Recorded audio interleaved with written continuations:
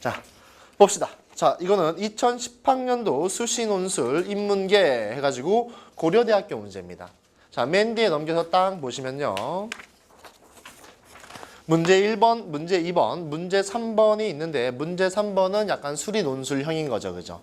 그래서 지금도 고려대학교는 수리 논술형이 나오는데 수리 논술형은요. 뭐 엄밀히 말하자면은 수리 논술이라기보다는 그냥 수학적 능력을 평가하는 거예요. 그래서 수학을 잘하는 아이들은 그냥 풀고 안 풀린다면은 수리 논술을 못하는 게 아니라 그냥 수학을 못하는 거예요. 인문계는.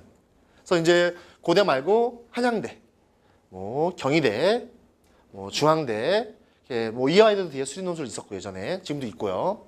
이런데 수리 논술이 있지만 이거는 수리 논술을 안 배워서 못 푸는 게 아니라 수학을 못해서 못 푸는 거니까 크게 신경 쓰실 필요 없습니다.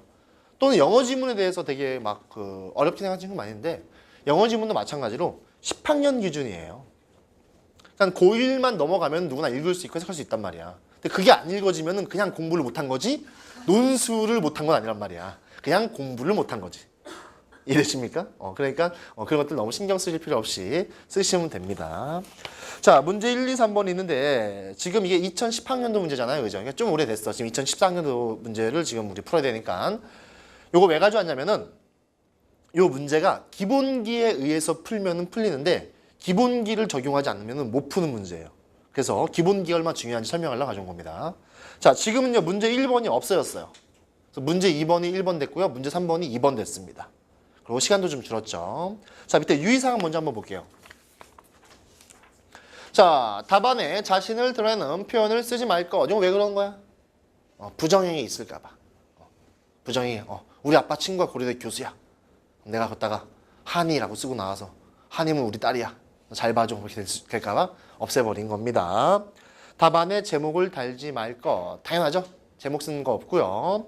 제시문의 문장을 그대로 옮겨 쓰지 말 것. 발췌하지 말란 얘기인데요. 요거는 이제 사실상 문제를 읽고 나서 전혀 못 푼 아이들이 있어요. 못 풀면은 못 풀겠다 하고 이제 쿨하게 그냥 나오면 되는데 얘들이 제시문을 아주 정성스럽게 또박또박 옮겨 적고 나와요.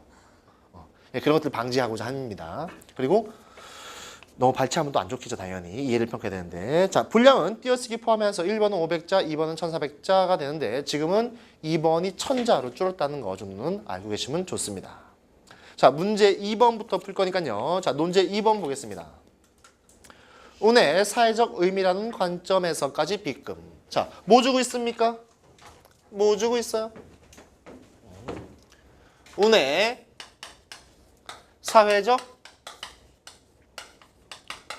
의미라는 뭐를 주고 있습니까? 관점을 우리에게 주고 있죠. 이것이 언어와 논술의 가장 근본적인 차이란 말이야. 어떤 근본적인 차이냐? 언어는 관점이 있어요, 없어요? 언어는 관점이 없어요. 혹시나 관점이 필요하다면 뒤에 뭘로 주게 돼 있습니까? 보기로 주게 돼 있어요. 그죠? 그래서 뒤에 보기 나와서 뭐 이 시를 일제강점기로 보자면 하늘이 무엇이냐 뭐 이런 식으로. 근데 논술은 이런 식으로 관점을 주고 있다라는 거야. 그럼 우리는 제시문은 어떻게 읽어야 돼? 이 관점에 완전히 고정시켜서 읽는 거예요. 이것이 문학이건 시건 뭐 논술문이건 무조건 우리는 운의 사회적 의미가 뭐냐로 이 글을 읽어줘야지만 문제를 풀 수 있다 이겁니다. 이해되십니까? 자, 두 번째. 2와 3을 비교하고. 이제 여러분도 다 알죠? 2와 3을 비교하래. 그러면은 이런 식의 벤 다이어그램을 그린다고 생각하면은 좋습니다. 그래서 공통점도 하나 쓰고요. 차이점도 쓰게 되는 거죠. 그래서 비교란 말 안에는 모두 들어있다? 사실은 대조란 것도 같이 들어있는 것이다라는 거. 그죠? 우리 전에도 설명했지만 2하고 3하고 완전히 똑같아. 완전히 똑같아. 그럼 얘를 우리가 비교할 필요가 있습니까? 비교할 필요가 없죠. 그죠? 또는 2하고 3하고 완전히 달라. 완전히 달라. 비교할 수 있어? 비교할 수 없어? 비교할 수 없단 말이야. 어떤 최소한의 공통점은 있어야지 비교할 거 아닙니까? 이해되십니까? 어떤 최소한의 공통점이 있어야지 비교할 거잖아. 그지? 그러면은 최소한의 공통점이 있다라는 것은 다시 말하면은 차이점도 존재한다라는 거지. 그렇기 때문에 이런 식의 그림을 그린다고 생각하면 되겠습니다. 자, 그 다음에 이를 참고하여 사의 주장을 논평하시오. 결국에 이 문제의 포인트는 사의 주장을 논평하는 건데 그냥 논평하는 것이 아니라 이렇게 다 푼 과정을 이렇게 대입시켜서 논평하는 거지. 이해되십니까? 결국에 이 문제의 포인트는 사의 주장을 논평하는 게 포인트란 말이야. 얘가 포인트란 말이야. 근데 사의 주장을 그냥 논평하려면 배경 지식이 필요하잖아. 그지? 그냥 배경 지식 가지고 오지 말고 2와 3을 다 비교 분석한 다음에 그 비교 분석의 내용을 가지고서 사를 논평해봐 라고 하고 있는 거죠. 이해되십니까? 자, 그러면은 일단은 2부터 읽어야 되겠죠. 자, 제시문 2번.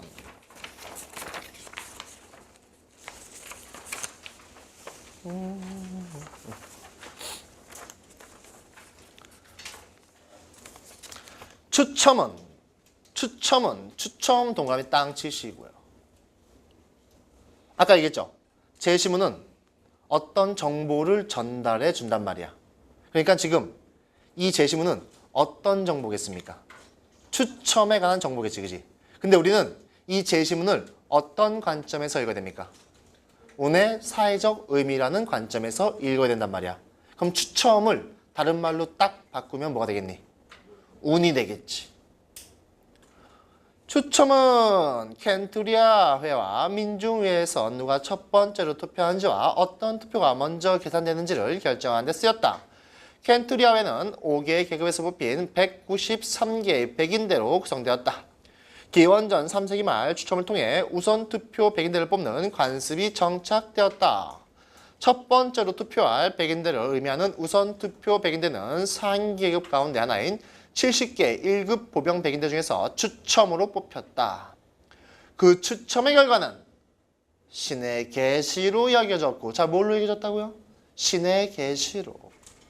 나아가 이 백인대가 투표하는 건 역시 종교적 의미를 가져왔어. 뭘 가져왔다고요? 종교적 의미.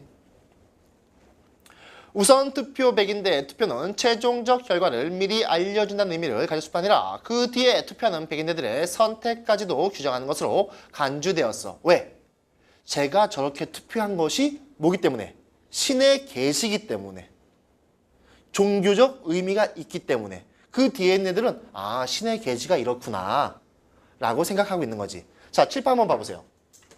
자, 지금 제시문 2에서 뭘 얘기하냐면 추첨을 얘기한단 말이야. 이 추첨을 뭘로 얘기했대요? 신의 계시. 그래서 종교적 의미로 여겼다는 거지. 자, 예를 들어서 A라는 부족, 뭐 B라는 부족, C라는 부족, D라는 부족이 각각 다른 의견을 얘기하고 있단 말이야. 이해되십니까? 각각 다른 의견을 얘기하고 있는데 누가 먼저 투표할지를 추첨했단 말이야. 그랬더니 A가 딱 뽑혔어. 뭘로? 추첨으로. 그러면은 나머지 B, C, D가 아, A의 의견이 신의 계시구나 라고 생각했단 말입니다. 이해되십니까? 나머지 B, C, D가 아, A의 의견이 신의 계시구나. 그러니까 그 뒤에 투표하는 백인대들의 선택까지도 규정해주는 결과를 가져올 수밖에 없다. 이해됩니까? 결국 추첨은 우선 투표 백인대의 투표 행위에 종교적 가치를 부여함과 동시에 투표 과정에서의 의견 불일치 혹은 경쟁을 피하게 하거나 완화시켰다. 아, 의견 불일치,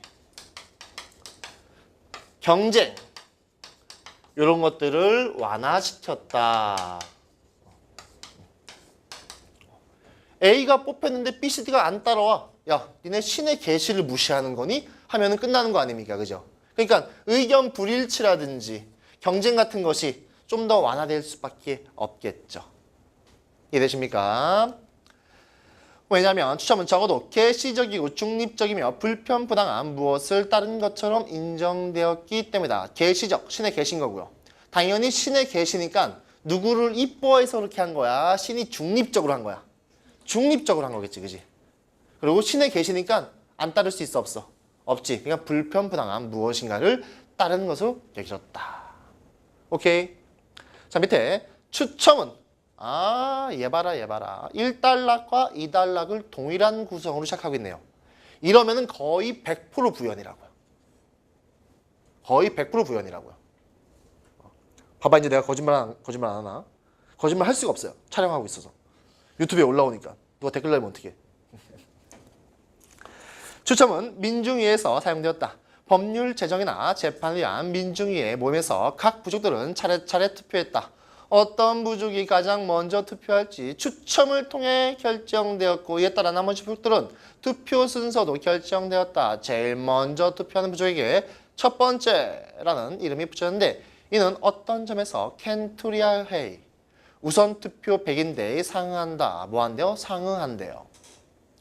각 부족의 투표 결과는 그 부족이 투표를 행하자마자 발표되었으며, 그동안 다른 부족들의 투표는 계속되었다. 법안의 통과나 판결을 위한 과반수가 확보되자마자 투표는 종결되었습니다. 결과적으로 민중위의 추첨은 켄투리아 회의 추첨과 동일한 효과, 동감이 땅 치우면 되겠지. 추첨이 종교적 성격과 중립성은 표가 첫 번째 투표 쪽으로 집결되도록 도왔으며, 경쟁을 완화시켰으며, 의견 분열을 완화시켰으며, 같은 말이죠. 투표를 하지 못한 부족들로 하여금 그 결과를 좀 더 쉽게 받아들일 수 있게 했어. 왜? 신의 계시니까. 자, 1문단과 2문단이 어떤 구조니? 정확하게 부연 구조지, 그지? 정확하게 부연 구조지. 다른 글도 마찬가지란 얘기야. 부연의 구조를 취하지 않을까? 의심하면은 정확하게 읽어갈 수 있다라는 거야. 그러니까 지금 너희들이 만약에 제시문 2를 정리하거나 요약한다면은 두 문단으로 정리하겠니? 한 문단 정리하겠니? 한 문단이겠지, 그지? 부연이니까 같은 얘기니까 굳이 나눌 이유가 없잖아요. 이해되십니까? 글의 구조를 파악해야지 뭐도 할 수 있습니까? 글쓰기도 명확하게 할 수 있다는 거지. 자, 이제 제시문 3번. 운은, 얘는 좀 더 노골적이야. 운으로 시작하고 있잖아. 운으로. 선택적 운과 비선택적 운으로 나뉠 수 있다. 자, 첫 번째 문장 보자마자 여러분들은 일단은 지금 고3이기 때문에 바로 이런 식의 그림 그릴 수 있죠?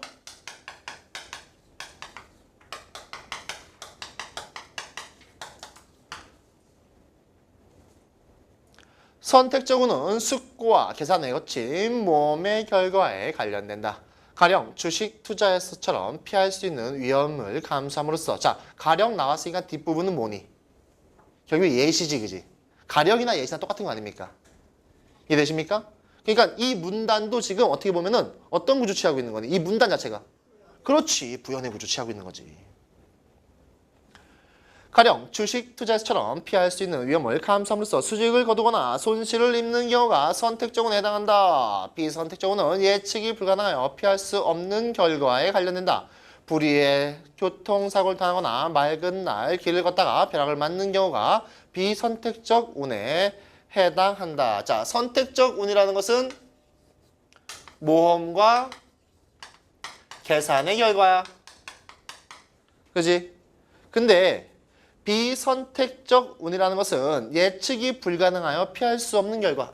얘는 예측이 불가능하다라는 거지. 이해되십니까? 자, 다음 단락.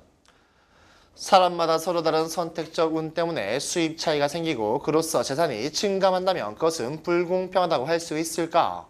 어떤 농부가 실패할 위험이 크지만 성공적으로 수확했을 경우 고수익이 보장된 작물을 심었고, 다른 농부는 안전한 수확이 가능한 작물을 심었다고 하자. 그리고 전자의 농부는 나쁜 날씨에 대비해서 보험에 들거나 들지 않을 수 있다고 하자. 그 경우 농부는 자신의 선택에 대한 대가를 지불해야 한다. 안전을 지향한 선택은 위험을 무릅쓰는 선택보다 더 큰 소득의 가능성을 포기하는 것이다. 따라서 농부가 선택한 작물의 종류와 보험 가입의 여부에 따라 사후적으로 발생하는 소득의 차이를 인정하지 않을 이유는 없다. 다시 한번. 사후적으로 발생하는 소득의 차이를 인정하지 않을 이유는 없어. 어떤 운일 경우에? 선택적 운일 경우에, 비선택적 운일 경우에. 그렇지. 선택적 운일 경우에는 내가 선택한 거기 때문에 뭐 할 수밖에 없다는 얘기야. 사후에 발생하는 뭡니까? 소득 차이. 소득 차이를 인정할 수밖에 없어. 그지? 그러면 이제 얘는 읽으나 안 읽으나 이제 안 봐도 비디오지. 그지? 얘는 안 봐도 비디오지, 비디오. 얘는 사후에 발생하는 소득 차이를 인정하겠니? 인정하지 않겠니? 인정하지 않겠지. 자, 이런 식으로 일단 예언한 상태에서 한번 제시해 보겠습니다. 그러나의 세모 땅 치는 거 연습하고 있죠. A, 밥, B 구조는 언제나 소중한 거야. 비선택적 운이 초래한 결과는 선택적 운의 결과와 다르게 이해해야 한다. 아, 첫 번째 문장 읽자마자 예언 적중이네요. 매우 유사한 조건 속에 살던 두 사람 중 하나가 갑자기 맹인이 된 경우 생각해보자. 그 경우 어디로 넘겨야 돼?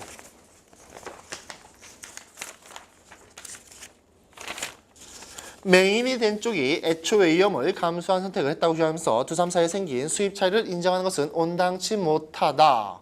왜냐하면 맹인이 되는 것은 그 당사자가 선택과 무관하기 때문이다. 그래서 예언 적중됐죠. 비선택적 운에 의한 결과는 인정할 수 없다라고 얘기하고 있습니다. 그죠? 다음 단락.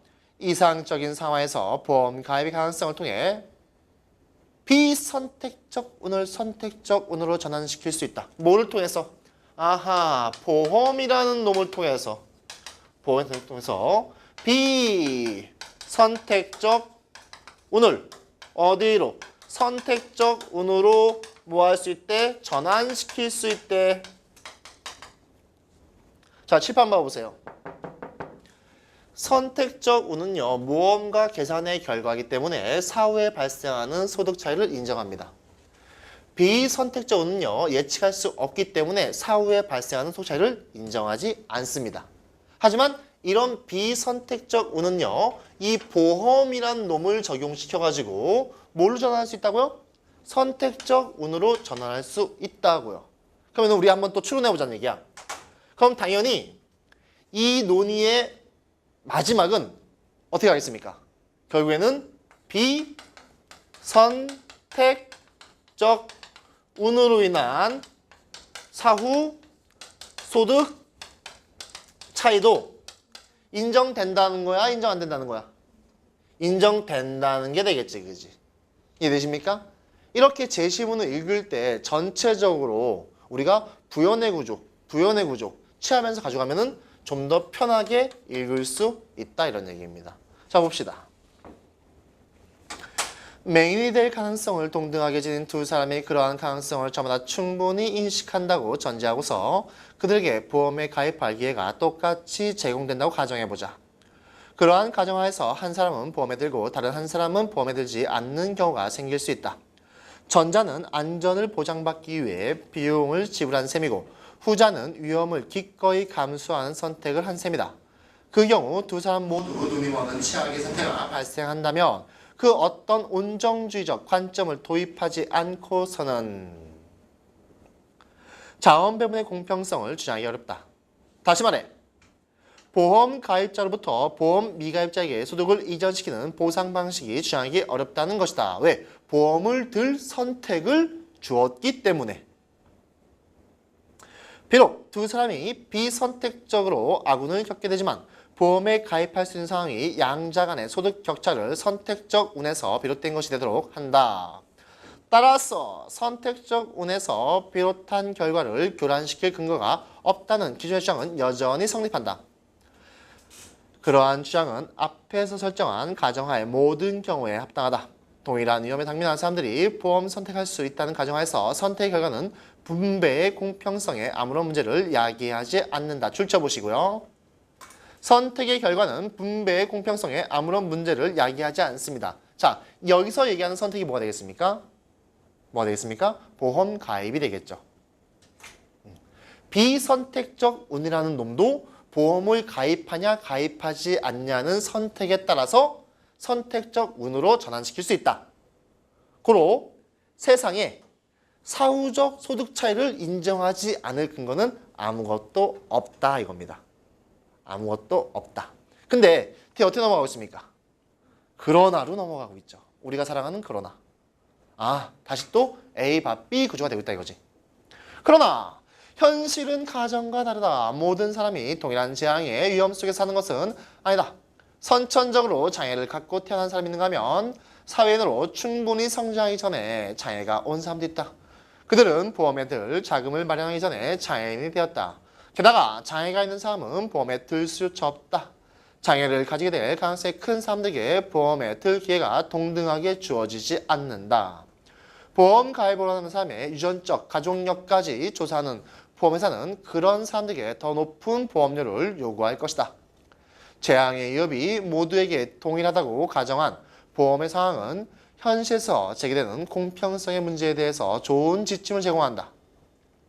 사람들이 동등한 조건에서 보험을 들 경우에 누렸을 혜택을 전제하고 그 조건에 사람들을 위치시키는 복지체제를 통해 공평성을 확보할 수 있다. 자, 줄쳐 보시고요. 뭐를 통해서? 복지체제를 통해서.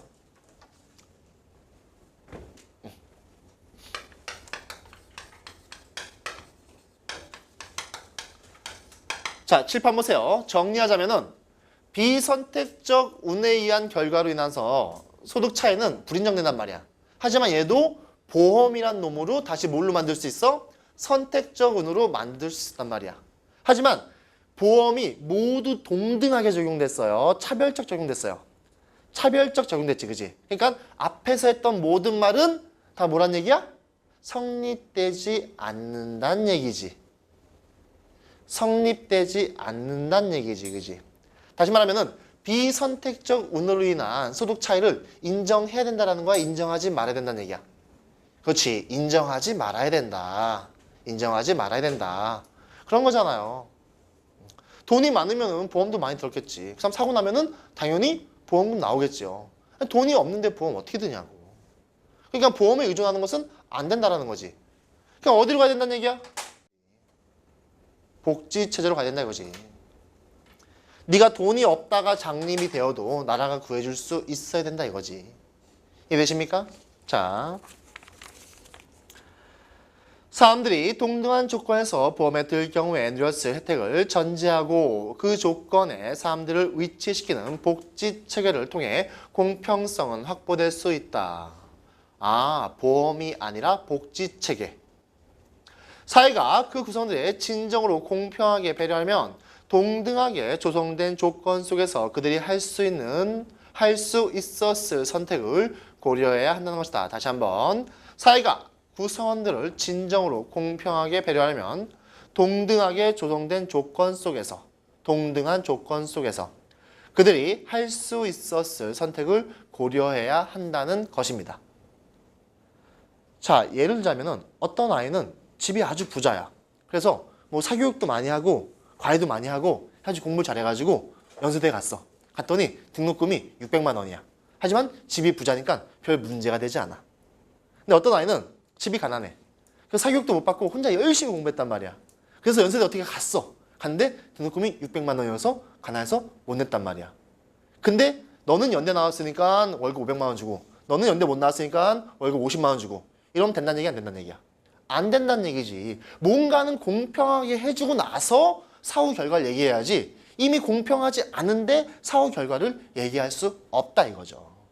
이해되십니까? 그래서 사회복지가 중요한 거예요.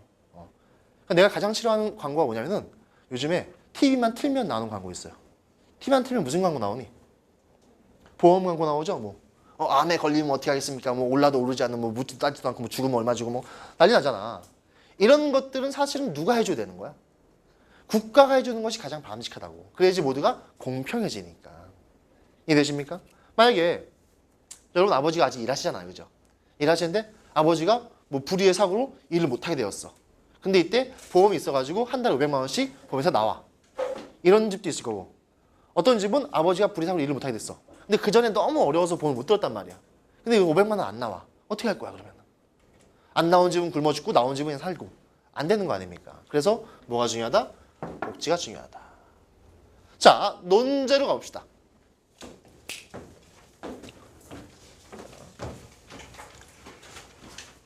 운의 사회적 의미에서 2와 3을 비교해야 되죠. 운의 사회적 의미에서 2와 3을 비교해야 되죠. 그죠? 자, 제시문 2와 같은 경우는 운을 신의 계시로 보고 종교적 의미로 보기 때문에 의견 불일치나 경쟁을 완화시켜준단 말이야. 운이 전체적으로 긍정적으로 작용하고 있니? 부정적으로 작용하고 있니? 긍정적으로 작용하고 있지. 그지? 자, 이게부터 중요해지는 거예요. 자, 제시문이는 운이 긍정에 작용을 한단 말이야. 그러면은 제시문 3을 읽지 않았더라도 제시문 3은 10중 8구 운이 어떻게 작용하는 거였어? 그렇지. 운이 부정적으로 작용하는 거란 말이야. 무슨 말이 이해되십니까? 얘는 긍정으로, 얘는 부정으로 작용하는 거란 말이야. 근데 이렇게 생각하지 않고서 제시물 3을 정리하면은 어떻게 정리하겠니? 복지가 필요해 라고 정리해버리게 된단 말이야. 근데 논제에서 뭐라 그랬어요? 운의 사회적 의미를 보라 그랬지 복지가 필요한지 얘기하라고 하지 않았단 말이야. 근데 이거 실제로 쓰게 하면요 10중 8구는 복지가 필요를 정리한단 말이야. 무슨 말인지 이해되십니까? 이해되십니까? 복지가 필요한 거야? 운에 의한 결과가 인정되지 않는 거야? 운에 의한 결과가 인정되지 않는 거지. 그래서 복지가 필요한 거지. 그러니까 운을 부정적으로 보는 거지. 이렇게 정리하셔야 되는데 반대로 운이 인정되지 않아서 복지가 필요해. 정되면은 좋은 글이야, 좋지 않은 글이야? 좋지 않은 글이지. 그래서 반드시 답안을 찾아가는 패턴을 고려하셔야 된다. 이런 얘기입니다. 이 패턴을 고려하지 않고 그냥 써버리면 틀린다는 얘기예요. 이거 실제로 써보고 하면 좋은데 써면 이제 10중 8구 다 복지가 필요해 정리합니다. 근데 논지를 보면은 운의 사회적 의미인데 복지가 필요해. 이상하다는 얘기지. 이상하다는 얘기지. 얘는 운의 이런 점들 때문에 운이 사회적으로 긍정적 의미를 지니고 있다고 보는 반면에 얘는 운에 의한 결과를 받아들일 수 없기 때문에 운이 전체적으로 결과를 좌우하는 것을 긍정적으로 봐, 부정적으로 봐? 부정적으로 본다. 이렇게 써야지 100점짜리 답안이라는 얘기예요. 무슨 말인지 이해되십니까? 이해되십니까? 제시문에서 필요 없는 부분 싹싹싹 날려버리고 논제에 맞춰 써야 된다. 절대 까먹지 마세요. 이거 실제 당시에 엄청나게 많이 썼어요. 이렇게. 오케이? 자, 제시문 2하고 3하고 비교했으니까 우리는 이제 4만 논평하면 되겠네요. 그죠? 자, 제시문 4 가겠습니다. 유리치어 되죠?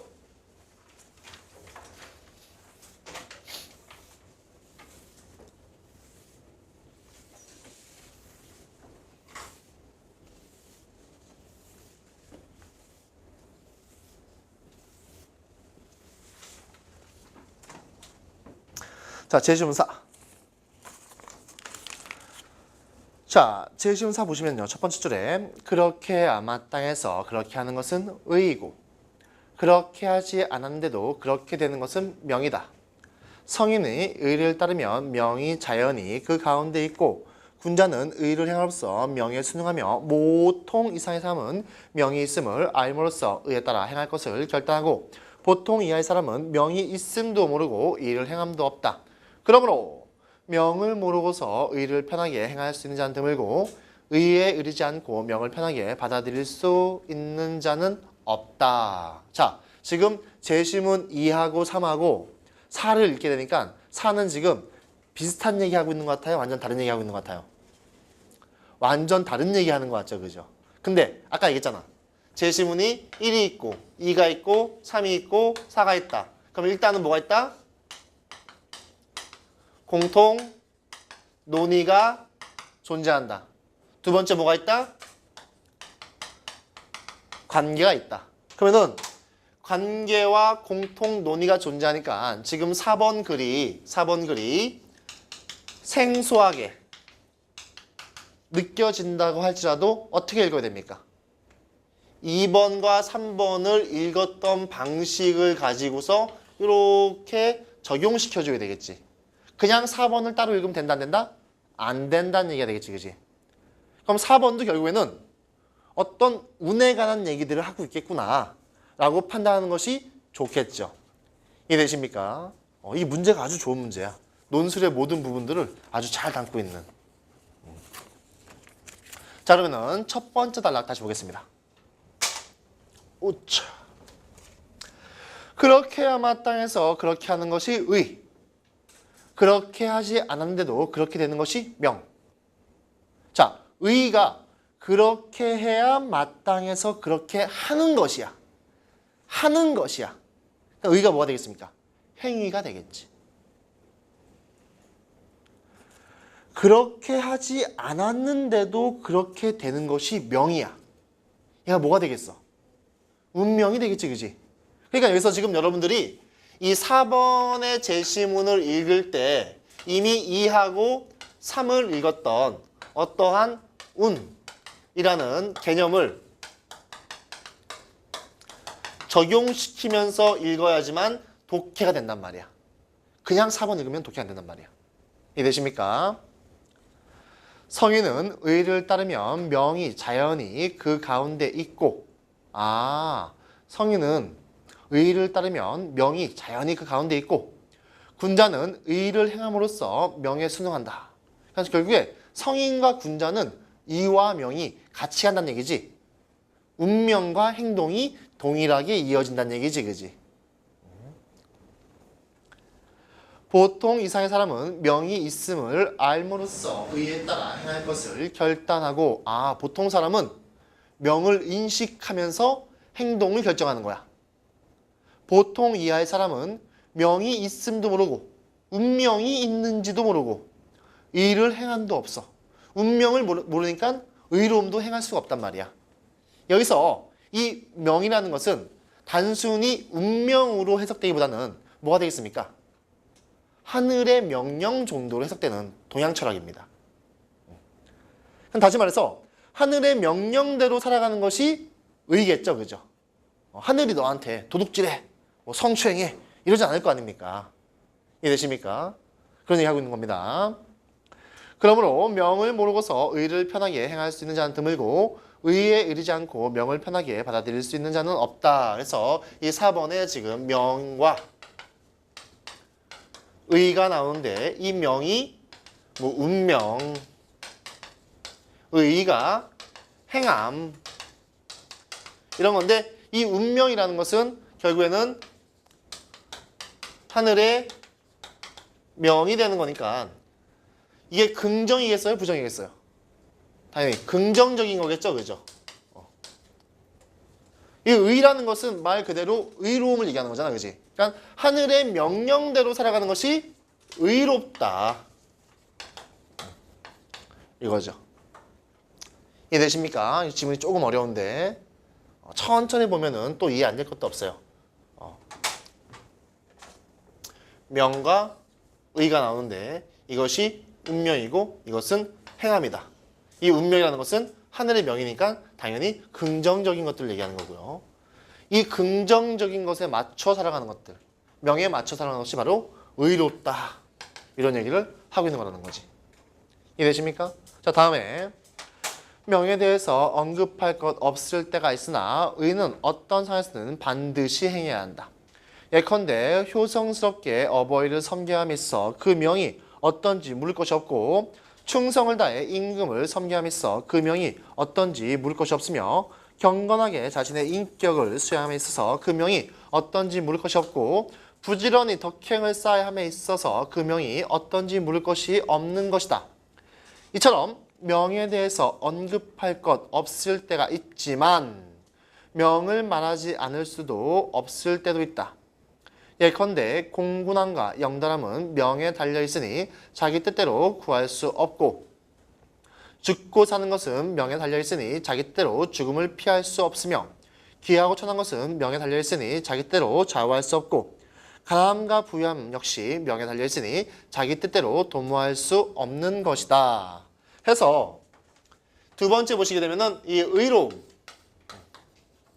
의로움을 행할 때는 뭐에 대한 고민이 없어도 돼요? 명에 대한 고민이 없어도 된단 말이야. 부모한테 효도하는 거 이런 것들은 이거 고민하지 않아도 그냥 당연히 해야 되는 것들이라는 거죠. 하지만 여기서 뭐 죽고 사는 것, 가난과 영달 이런 것들은 명에 의해서 좌지우지 되는 거다. 이런 거지. 이해되십니까? 그럼 쉽게 얘기하면은 죽을 때가 됐는데 너무 살려고 아둥바둥하지 말고 내가 가난한 것이 나의 운명인데 너무 부자 되려고 아둥바둥하지 말란 얘기예요. 그것이 너의 운명이니까. 오케이? 다음에 명은 성현의 마음을 흔들리게 할 수 있는 것이 아니지만 보통 사람은 그것을 격려할 수 있으며 일상적인 일을 처리할 수 있는 것은 아니지만 화복은 그것으로 단정할 수 있다. 명이 인위적으로 어떻게 할 수 없는 것임을 안다면 내가 그것에 대해 잔꾀를 부릴 것도 없고 명이 의도적으로 계획할 수 없는 것임을 안다면 내가 그것에 대해 마음 쓸 것이 없다. 자, 이 부분에 좀 줄쳐보시면요. 결국에 명이라는 것이 운명이라는 것은 이미 결정된 것이기 때문에 이것에 대해서 우리가 어떠한 의지를 발현할 이유가 있다라는 거야? 없다라는 거야? 없다라는 거지. 없다라는 거지. 이해되십니까? 자, 그러나 위 안 읽었네요. 어깨를 움츠리고 아첨하는 웃음을 흘리며 부귀를 취한 자가 있는가 하면 의를 견지하고 고난의 길을 걷다가 죽어간 자도 있다. 그러나 부귀해질 때가 이르면 도를 굳게 지키는 자도 영달한 자리에 오르게 되고 죽을 수밖에 없는 운을 만나면 살기 위해 아무리 수치스러운 짓을 마다하지 않다 해도 모두 목숨을 보존할 수 있는 것은 아니다. 명이란 본디 이와 같아서 그것을 뜻대로 바꿀 수 없다. 자, 명을 뭐 할 수 없다? 명을 뭐 할 수 없다? 바꿀 수 없다. 우리 왜 중국 영화 같은 거 보면은 이런 말 나오잖아. 이곳이 내가 죽을 곳이군. 나오잖아. 그래서 내가 이곳이 내가 죽을 곳이군 해서 죽을 때 돼서 갑자기 미안해 살려줘 막 이러면 안 되잖아. 뭐 하는 거야? 구차하게 목숨을 구걸하는 거지, 그지? 그런다고 살려주드나 안 살려주느냐? 안 살려주지, 그지? 운명이 결정된 거니까. 괜히 구차한 모습 보이지 말란 얘기예요. 너무 재물 따다니지 말란 얘기예요. 재물 따다니면 뭐 할 거야? 재물이 나한테 안 오는 것이 운명인데. 이해되십니까? 자, 명이란 본디 이와 같아서 그것을 뜻대로 바꿀 수 없다. 바꿀 수 없다. 사람이 참으로 명이 이러함을 분명하게 알고 독실하게 믿는다면 어느 누가 이익을 구하는 데만 온 마음을 쏟고 의에 어긋나는 수치스러운 짓을 하면서까지 구차하게 목숨을 부지하겠는가? 그러므로 보통 사람에게 의를 따라 행해야 함을 가르친 데 있어서 명이 있다는 것은 크게 도움이 된다. 그러므로 보통 사람에게 의를 따라 행해야 함을 가르친 데 있어 명이 있다는 것은 크게 도움이 된다. 자, 무슨 얘기냐면은 의를 따르거나 또는 의를 따르지 않거나 결과는 명에 의해서 결정돼 있다 이런 얘기예요. 의를 따르거나 의를 따르지 않거나 결과는 명에 의해서 결정되어 있단 말이야. 이해되십니까? 그러면은 굳이 의를 따르지 않을 이유가 있냐고. 네가 비참하고 비굴하게 무릎 꿇고 살려달라고 할 이유가 있냐고. 어차피 죽을 건데 그럴 바에 죽을 때 간지나게 죽으면 되잖아요. 이해되십니까? 그래서 일반인들한테 의를 가르칠 때 명이 결정되어 있다라고 얘기하는 것이 아주 편리하다 이런 얘기입니다. 이해되십니까? 명이 없다고 주장하는 제기도부터 명이 있음을 믿지 않는 사람이 맞았다. 그러자 순박함은 사라지고 임기응변의 깨만 늘어나 하늘의 도리는 허망해지고 사람의 일은 혼탁해져서 벼슬자리나 구하고 입속만 차리며 구차하게 목숨을 탐하고 죽음을 두려워하는 무리들이 불어나 천하가 어지러워졌다. 아, 명을 믿지 않으니 못밖에 없어. 행위밖에 남는 게 없지, 그지? 그럼 이 행위라는 것은 의로울 필요가 있어, 없어? 없지. 그때그때 맞춰서 가는 거지. 이해되십니까? 이것이 바로 명이 없다는 주장으로 생긴 폐다. 명이 없이도 의를 따르는 삶을 살 수 있는 사람은 오직 군자뿐이다. 해서 명이 없다고 되다 보니까 사회가 피폐해졌다.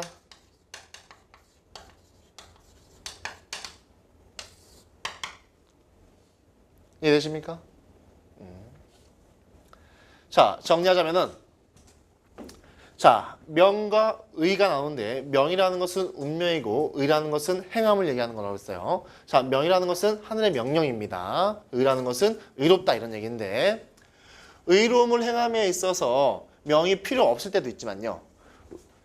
이것들, 죽고 사는 것, 가난한 영달한 것은 명을 반드시 받아들여서 행해지는 것들이란 말이야. 그렇죠? 그래서 운명은 결정된 거야. 결정된 거기 때문에 이 결정을 바꾸기 위해서 내가 막 구차하게 할 필요가 있다는 거 없다는 거야. 그럴 필요가 없다는 거지, 그지? 명은 어차피 바꿀 수 없으니까. 그죠? 그래서 명을 인식하게 되면은 당연히 의를 따르게 되는데 명이 없다고 얘기해버리니까 사람들은 의를 따를 이유가 없이 현재 내가 영달하는 데만 최선 다한단 말이야. 그러다 보니까 뭐가 됐습니까? 사회가 피폐해졌지, 그지? 자, 논제로 와가지고요.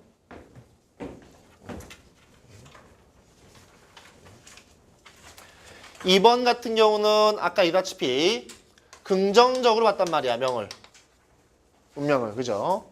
3번 같은 경우는 운명을 부정적으로 봤단 말이야, 그지? 근데 지금 4번 같은 경우는 명이라고 얘기하면서 이 명에 따르는 삶을 좋다고 얘기하니 나쁘다는 얘기네. 좋다고 얘기하고 있지, 그지?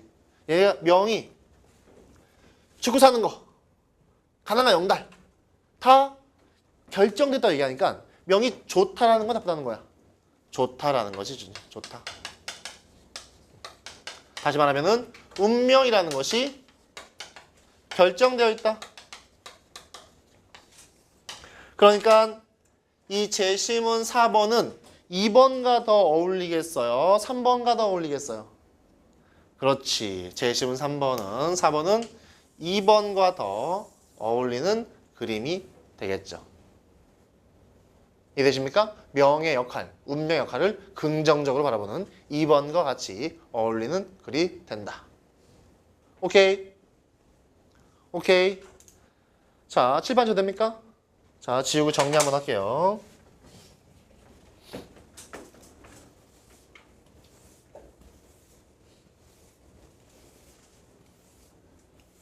내가 안경을 바꿨는데 아무도 눈치채지 못하다니.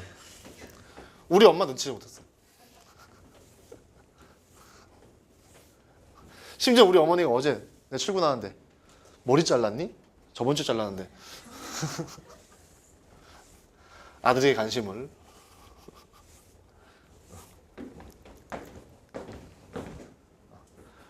대학 다니고 막 이럴 때는 어머니랑 같이 밤에 나가서 맥주 한잔 마시고 막 많이 했었는데 요즘에 어머니가 너무 일찍 주무셔가지고 나이가 드시니까 자꾸 이제 밤에 일찍 주무시고 아침에 엄청 일찍 일어나세요. 난 닭인 줄 알았어. 4시면 일어나셔. 자, 재심은 2가 있고요. 재심은 3이 있는데 둘 다 운의 사회적 의미에 대해서 얘기합니다. 자, 여기서 포인트는 재심은 3번을 논제에서 요구하는 관점을 대입해서 읽어야 한다는 거. 그렇지 않으면 잘못 정리되기 일수라는 겁니다. 그래서 2번은 무슨 얘기하고 있냐? 아, 운이 긍정적 기능을 하고 있어. 3번은 무슨 얘기하고 있냐? 아, 운이 부정적 기능을 하고 있어. D가 중요하죠. 2번은 왜 긍정이라고 얘기했어요? 운이 신의 계시로 이어지면서 신의 계시로 여겨지며 경쟁 같은 것들을 완화시켜준다. 그죠? 3번은 왜 부정해야겠어요? 운에 의한 사후적 결과가 뭐 될 수 없으니까 인정될 수 없으니까 이렇게 있단 말이지. 그죠? 정리되죠? 그래서 재심은 4를 띵 봤더니 여기는 명이란 놈이 나와요. 이 명이라는 것을 운명, 다른 말로 운으로 딱 치환해 버리면은 이 명이라는 것이 어떻다는 거야? 이미 결정되어 있다.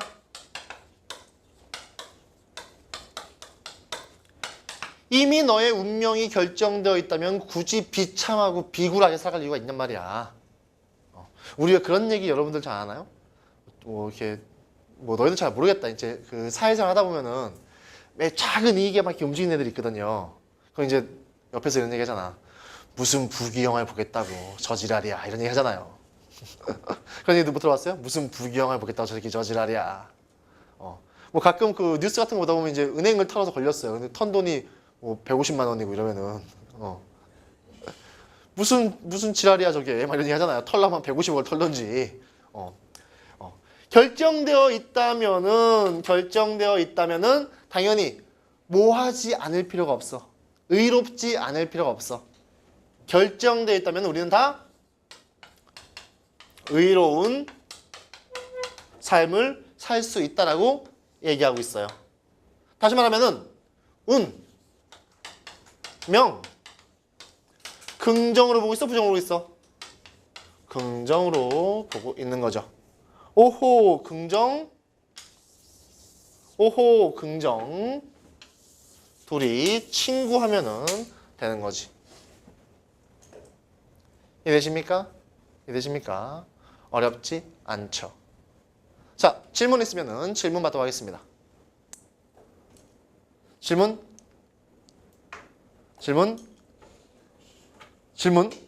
오늘 종강이에요. 자, 질문 없으면은 여기까지 하도록 하겠습니다. 수고했습니다.